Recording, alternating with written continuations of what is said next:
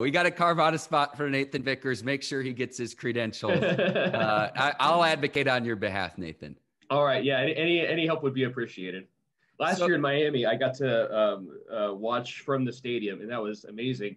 My story about it is that I was sitting next to Danan Hughes, who's a former Chiefs player, and we had employed him to do some kind of color commentary for us. And he got to come up later in the game and sit with me in the same section of the press box we were in. And early in the game, I had kind of made some. It's the kind of thing you could get away with when you're at Arrowhead Stadium, where something cool happens. And you're like, oh, all right. And I wasn't like cheering like crazy or anything like that, but it was kind of subtle comments like that. And there was some old crusty guy from San Francisco sitting next to me and says, "You can't cheer up here in the press box." So Danan Hughes gets up in the press box and he sits down next to me, and Danan's getting into it, and he's like, yeah.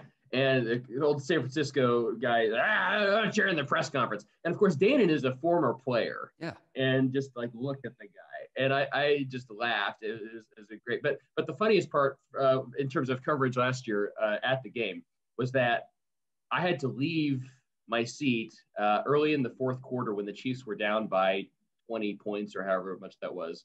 And so I missed the entire comeback. I was like outside getting ready for post game, thinking we were going to lose.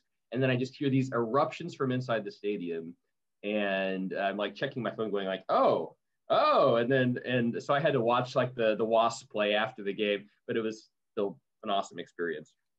This year we're just going to be outside. I'm happy you at least had cell phone signal, because I've heard of similar situations for other big games, college games, where you think you know the outcome and the result, and then it's the exact opposite. You're going live on TV and you're supposed to know. And so I'm happy you at least had cell signal to be able to check to see what the score was, because I've heard horror stories where that's happened otherwise.